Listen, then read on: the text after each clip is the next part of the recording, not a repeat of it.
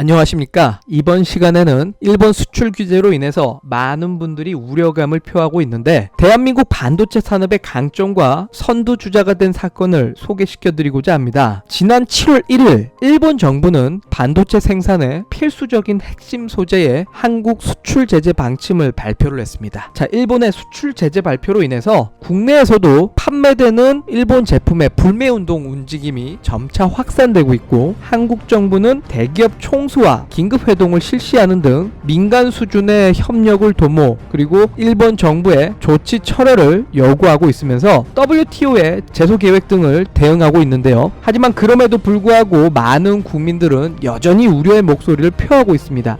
때는 1997년입니다. 세계 반도체 시장은 그야말로 춘추전국 시대였습니다. 그때 당시에도 삼성전자가 세계 점유율 1위를 달리고 있었는데요. 하지만 2위 업체하고의 점유율 격차가 크게 나지 않았던 상태였습니다. 일본의 유명한 스미토모 그룹의 반도체 회사인 NEC였습니다. 2차 세계대전 당시 일본의 무전기를 생산하면서 엄청나게 성장한 회사입니다. 그 다음으로는 우리나라의 현대전자가 있었습니다. 바로 현재 SK하이닉스의 전신이죠. 그리고 4위에는 일본의 최대 전기전자 제조업체인 히타치라는 회사가 있었고요. 그리고 5위에는 미국의 마이크론테크가 있었습니다. 그리고 6위에는 LG 반도체라는 회사가 있었는데요. 그리고 막강한 힘을 내뿜었던 독일의 인피니온이라는 회사도 있었습니다. 이렇듯 많은 기업들이 존재하고 있었고, 메모리 반도체 시장은 무한 경쟁을 겪었었던 때였습니다. 하지만 특별한 사건이 벌어지게 되면서 삼성전자는 세계 메모리 반도체 시장에서 누구도 넘볼 수 없는 1등 기업이 되는 기회를 맞이하게 됩니다. 당시에는 메모리 반도체는 크게 두 가지 타입이 있었습니다. 바로 램버스 디램과 DDR 디램이라는 게 있었습니다. 이 램버스 디램은 속도가 생각보다 빠르다는 장점이 있었고 굉장히 고가였고요. 발열이 심했습니다. 그리고 램버스 디램용 메인보드는 다른 디램들하고는 호환이 되지 않았습니다.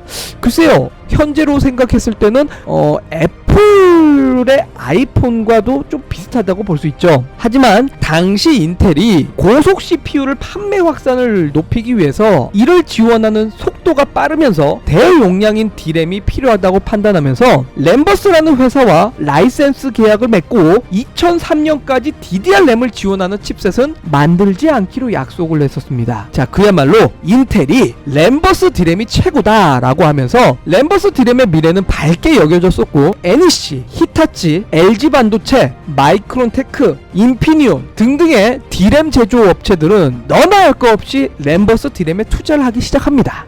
이때 근데 재밌게도 삼성전자는 다른 방침을 취하게 됩니다. 삼성전자는 램버스 디램이 분명 DDR 램보다는 우수한 게 맞지만 오히려 DDR 램이 호환성이라든지 가격 경쟁력 면에서 훨씬 더 뛰어날 것이다 라고 생각을 했었고, 이에 램버스 디램이 아니라 DDR 디램을 주력 상품으로 투자하기 시작했습니다. 마침 사태는 벌어지고 맙니다. 막상 뚜껑을 열어보니까 인텔의 펜티엄 3에서 820칩에 사용됐던 램버스 디램이 DDR 램 비해 가지고는 약 10% 정도밖에 빠르지 못했었고, 820칩의 오류로 인해서 메모리 슬롯을 2개밖에 지원하지 못했습니다. 결국 가격은 비싼데 성능적인 이점을 챙기지 못한 거죠. 하지만 인텔은 램버스하고 맺은 이 독점 계약 때문에 램버스 디램을 펜티엄 3에서 펜티엄 4까지 가지고 가게 됩니다. 하지만 시대는 점점 DDR 디램을 기술 발전과 비싼 가격 때문에 램버스 디램의 가격 경쟁력은 점점 떨어져갔고,